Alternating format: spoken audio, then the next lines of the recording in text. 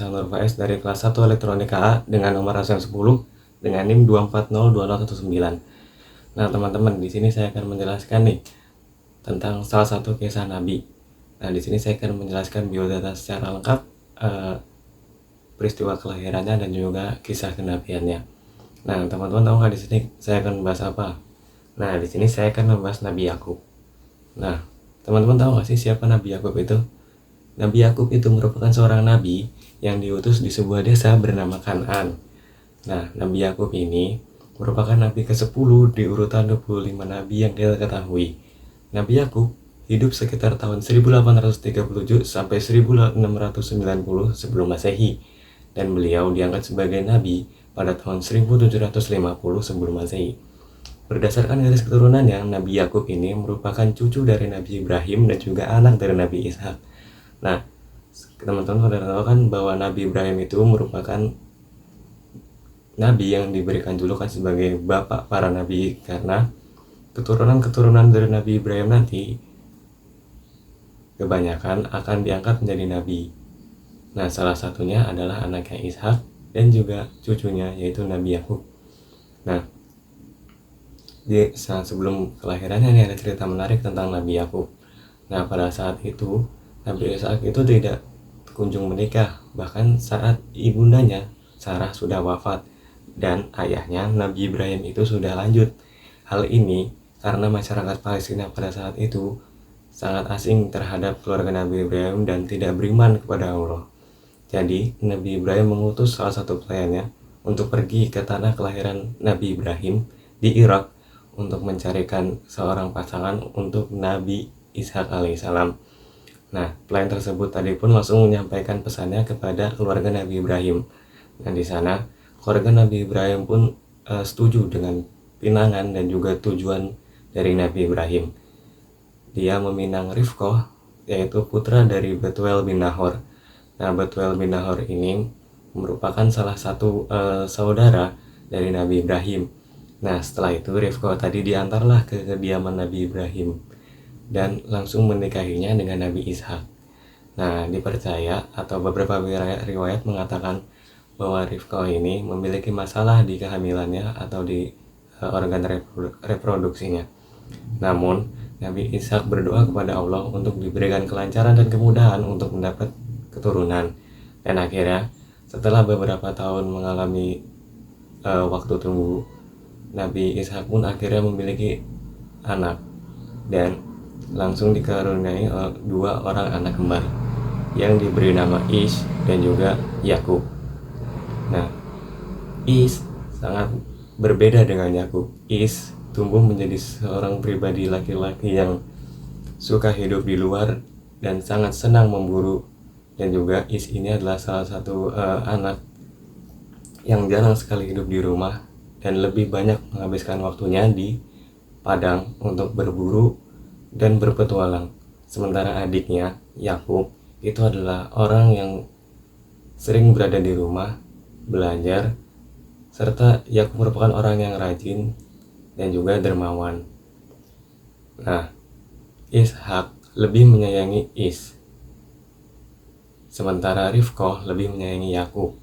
Nah, dari Ibnu Katsir juga menuliskan kisah ini dalam karyanya. Nah, Ibrahim meninggal pada usia 175 tahun. Nah, Nabi Ibrahim tadi merupakan kakek dari Nabi Yakub. Nah, Ismail dan Ishak kemudian bersama-sama mengebumikan jasad ayahnya tadi di Gua Makpela di Hebron, Palestina, tempat Sarah dimakamkan. Ishak kurang lebih berusia 75 tahun saat itu, dan juga Nabi Yakub berusia 15 tahun saat meninggalnya Nabi Ibrahim. Nah, ada satu kisah terkait hubungan persaudaraannya dengan Is nih, serta peristiwa Nabi Yakub dan juga perjalanannya di malam hari. Di sini kita akan mengulas nih kenapa Nabi Yakub itu mempunyai julukan Israel. Nah, Israel sendiri berasal dari bahasa Ibrani Israel yang diambil dari dua suku kata Yisro dan Il. Yisro artinya hamba dan Il artinya Tuhan, sehingga Israel berarti hamba Tuhan atau kekasih Tuhan. Selain itu, Israel juga berkaitan dengan sebuah peristiwa di mana Nabi Yakub melakukan perjalanan pada malam hari selagi masih muda. Diketahui perjalanan tersebut adalah saat dirinya hijrah dari Palestina ke Irak. Nabi Yakub melakukan perjalanan pada malam hari karena menghindari kejaran dari Is. Nah, perjalanan malam hari ini juga sebagai momen spiritual yang penting bagi Nabi Yakub. Nah, di sini saya juga akan menjelaskan nih kenapa Nabi Yakub itu dikejar oleh saudaranya Is. Nah, lanjut ke kisahnya. Yakub dilahirkan sebagai anak kembar. Kembaran Nabi Yakub ini bernama Is. Nah, kehidupan Yakub dan Is ini tidak seperti kehidupan anak kembar kebanyakan. Is menyimpan dendam terhadap Nabi Yakub karena Nabi Yakub ini lebih disayang oleh ibunya, dan itulah sebabnya Is membenci Yakub. Ditambah lagi, suasana menjadi semakin buruk dan tegang manakala Yakublah yang diajukan oleh ibunya ketika ayahnya meminta salah seorang anaknya untuk diberkahi dan didoakan. Sedangkan waktu itu Is bahkan tidak mengetahui apa yang sebenarnya terjadi, dan itu membuat Is itu sangat kesal sekali terhadap Yakub. Nah, sejak saat itu, yang sifat dingin dan kaku terhadap adiknya Nabi Yakub. Nah, akhirnya kepada Yakub, karena Is begitu luar biasanya kesal dengan ketidakadilan yang ada di dalam keluarganya, maka Yakub pun mendatangi ayahnya dan mengadukan sikap permusuhan yang ditampakkan Is itu. Dan Yakub pun berkata kepada Nabi Ishak, "Wahai ayahku, mohon berikan pendapatmu yang harus aku lakukan untuk menghadapi Is yang sekarang membenciku dan selalu menjidikku dengan kata-kata yang menyakitkan hatiku, supaya hubungan persaudaraan kami berdua yang renggang ini bisa berubah saling mencintai dan saling menyayangi." Is marah kepada ayah yang memberkahi dan mendoakan aku agar aku memperoleh keturunan soleh, rezeki yang mudah dan kehidupan yang makmur serta kemewahan.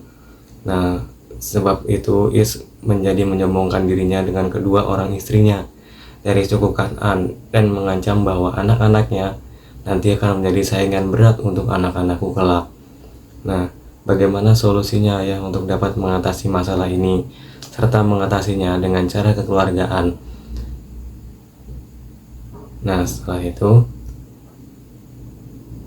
melihat hubungan kedua putranya ini makin lama makin meruncing dan juga renggang, Nabi Ishak pun berkata, "Wahai anakku Yakub, aku sudah terlalu tua untuk menjadi penengah di antara kalian berdua. Aku khawatir jika suatu hari nanti aku telah meninggal dan saudaramu Is akan semakin menjadi memusuhimu, dan takutnya dia akan berusaha mencelakaimu sampai akhirnya engkau dibunuh olehnya." Is juga telah menghasut saudara-saudaranya yang berpengaruh dan bergaul di negeri Kan'an supaya mereka semua membencimu. Maka menurutku yang terbaik untukmu adalah berhijrah, dan sebaiknya engkau meninggalkan negeri ini supaya engkau terbebas dari gangguan dan bisa hidup tenang. Maka pergilah engkau ke suatu negeri di Irak yang bernama Fadan Arom. Di negeri itu ada pamanmu yang bernama Laban bin Batuil. Engkau bisa tinggal bersamanya di sana dan meminta kepadanya untuk mengawinkanmu dengan anaknya. Niscaya jika engkau telah tinggal bersamanya, kedudukan sosialmu serta kondisi ekonomimu akan jauh lebih baik, dan kamu akan disegani dan dihormati oleh orang-orang, karena pamanmu Laban bin Batuil adalah seorang yang disegani di mata masyarakat. Maka pergilah engkau ke sana dengan iringan doa dariku. Semoga Allah Subhanahu wa Ta'ala memberkahi perjalananmu, memberikan rezeki dan juga memudahkanmu, serta diberikan kehidupan yang tenang dan tertentram. Akhirnya setelah mendengar saran dari ayahnya Nabi Ishak, Nabi Yakub pun segera mempersiapkan perjalanannya dan berkemas. Nah, setelah itu Nabi Yakub pun izin kepada Nabi Ishak untuk melakukan perjalanan ke tanah Irak. Setelah semuanya disiapkan, nah Nabi Yakub itu juga berjalan dengan hati yang sedih saat berpamitan dengan kepada ayahnya dan ibunya tadi. Nah, setelah itu beliau berangkat meninggalkan rumahnya dan tanah kelahirannya tadi untuk melakukan perjalanan Nah, beliau melalui jalan yang berpasir dan padang Sahara yang luas, ditemani matahari yang sangat terik pada saat itu, yang diibaratkan bisa membakar kulit. Nah, sesekali itu Nabi Yakub itu beristirahat sejenak. Nah, saat itu beliau terasa sangat lelah dan berencana untuk tidur sejenak di bawah teduhan sebuah batu karang yang ada di padang Sahara. Nah, ketika Nabi Yakub tertidur, beliau bermimpi. Di dalam mimpinya itu, Yakub melihat dia dikaruniai rizki yang luas, kehidupan yang aman dan keluarga dan anak cucu yang soleh dan berbakti kepadanya, serta dikaruniai kerajaan yang besar dan makmur. Lalu ketika Yakub terbangun, dia menoleh ke kanan dan ke kiri. Ternyata itu hanyalah mimpi. Namun beliau percaya bahwasanya suatu hari nanti mimpinya itu akan menjadi kenyataan, karena apa yang dimimpikannya itu sesuai dengan doa dari ayahnya, yaitu Nabi Ishak. Kemudian Nabi pun bangkit dan melanjutkan perjalanannya. Akhirnya setelah berhari-hari perjalanan yang panjang dan membosankan, sampailah Yakub di pintu gerbang kota Padang Aram. Alangkah senangnya Nabi Yakub itu ketika melihat binatang peliharaan berkeliaran di atas padang rumput dan melihat para penduduk kota yang berlalu lalang di dekat gerbang. Nah, sesampainya di sana, ia berhenti sebentar dan bertanya kepada salah seorang penduduk yang ada di Padang Aram. Dia bertanya kepada salah satu penduduk itu, di manakah letak rumah pamannya yang bernama Laban. Nah, diketahui ya, Laban ini merupakan orang yang disegani di sana. Nah, Laban ini merupakan orang yang sangat kaya raya di kota itu, dan dia juga adalah salah satu seorang pemilik dari suatu peternakan terbesar di kota itu. Maka siapa yang tidak mengetahui pamannya tersebut? Pasti mereka mengetahuinya. Penduduk itu pun berkata kepada Yakub, kebetulan sekali itulah dia salah satu putrinya Laban yang bernama Rahil. Itu perempuan yang sedang mengembala kambing. Mintalah kepadanya untuk mengantarkan engkau ke rumah ayahnya dengan hati yang berdebar-debar. Nabi Yakub pun bertanya kepada Rahil pada saat itu. Bahkan suaranya terputus-putus, seakan-akan ada sesuatu yang mengikat lidahnya. Yakub pun memperkenalkan dirinya bahwa dia adalah saudara sepupunya ibunya Yakub yang bernama Rifkoh. Nah, selanjutnya Nabi Yakub menjelaskan kepada gadis itu bahwa ia datang ke Padang Aram, Kan'an, dengan tujuan untuk menemui ayah si gadis tersebut. Nah, kemudian sampai rumah Laban bin Ratu'il, Yakub pun langsung mengatakan kepadanya bahwa dia adalah anak dari Ishak dan Rifkoh. Laban pun kemudian memeluk anak dari saudaranya itu, menandakan bahwasanya kedatangan Yakub diterima gembira oleh pamannya tersebut. Maka disiapkanlah oleh Laban bin Ratu'il kamar untuk Yakub yang di rumahnya, yang tidak berbeda dengan kamar-kamar anak kandungnya. Dia dapat tinggal di suka hatinya seperti di rumahnya sendiri. Selang beberapa waktu, Yakub pun tinggal di rumah Laban dan menyampaikan pesan dari sang ayah, yaitu untuk menikahkan Yakub. Dan juga Laban langsung setuju terhadap pesan dari Nabi Ishak tadi untuk mengkawinkan salah seorang anaknya dengan Yakub. Tapi dengan sebuah syarat, sebagai mas kawin pernikahannya, Yakub harus bekerja di perusahaan peternakannya selama 7 tahun lamanya. Kemudian Yakub pun menyetujui persyaratan tersebut. Akhirnya dengan semangat dan juga kedisiplinan yang tinggi, Yakub pun bekerja. Dan setelah 7 tahun lamanya, Yakub tadi menagih janjinya kepada Laban untuk menikahkannya dengan salah seorang putrinya. Nah, Laban memiliki 2 orang putri yang bernama Rohil dan Laia. Nah, pada saat itu Yakub memilih untuk menikahi Rohil. Namun ada adat istiadat di sana yang mengatakan bahwa tidak boleh seorang adik melangkahi kakaknya untuk menikah, karena di sini Rohil merupakan adik dari Laia. Otomatis seharusnya kalau menurut adat istiadat di sana, Laia harus menikah terlebih dahulu sebelum Rahil. Jadi Laban pun memilih garis tengah. Laban bilang kepada Nabi Yakub untuk menikahi Laia, kakaknya Rahil, terlebih dahulu. Setelah itu baru menikahi Rahil. Nah, saran dari Laban tadi pun diterima oleh Nabi Yakub, sehingga Nabi Yakub menikahi kakaknya Rahil terlebih dahulu, Laia. Walaupun begitu, Nabi Yakub tetap tidak memilih-milih istrinya.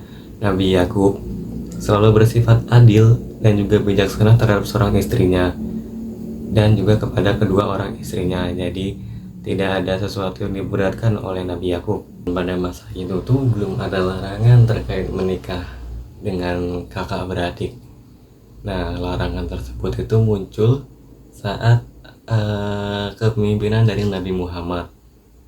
Nah, jadi pada saat itu nikah dengan kakak beradik itu masih hal yang lumrah terjadi. Nah, Allah Subhanahu wa Ta'ala menutupi kekurangan lainnya dengan memberikan keturunan beberapa anak laki-laki dari istri pertama Nabi Yakub. Rohil pun menjadi cemburu karena dia belum menghasilkan keturunan sama sekali pada Nabi Yakub.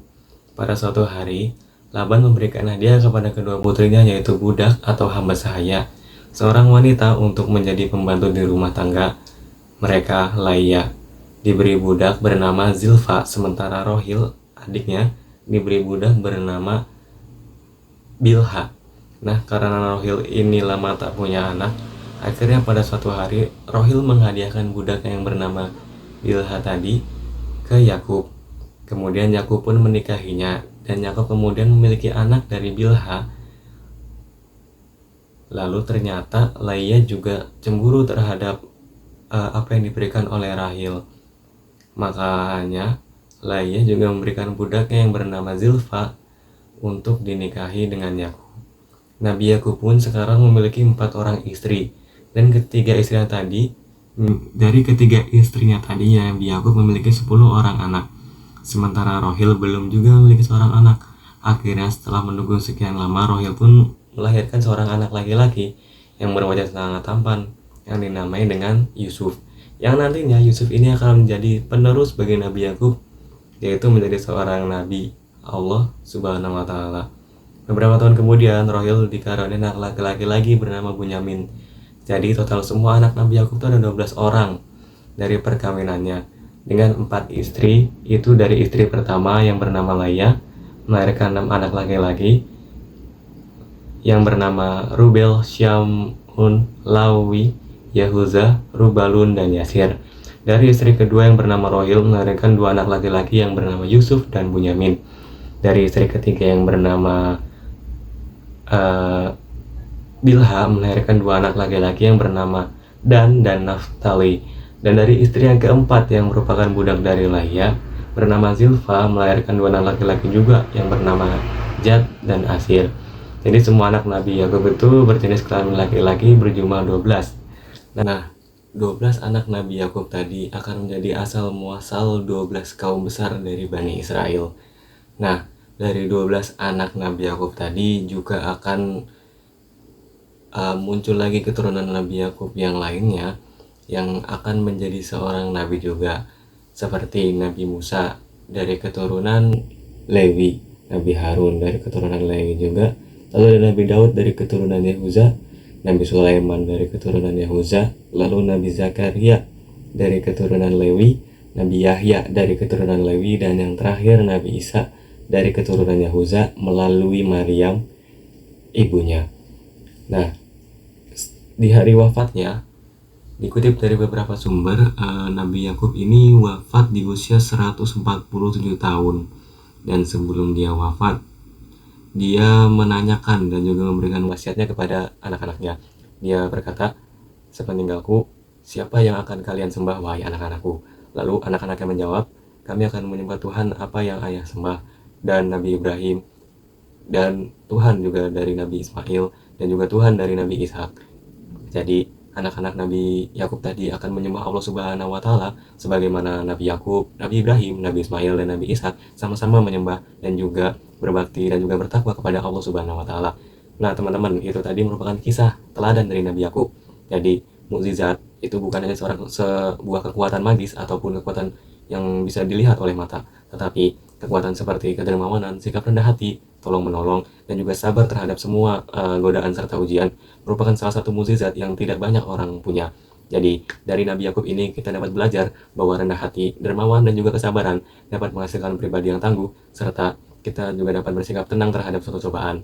Jadi berhati-hatilah dalam sebuah perlakuan atau kegiatan atau perilaku. Nah, itu saja yang dapat saya sampaikan. Terima kasih. Wassalamualaikum warahmatullahi wabarakatuh.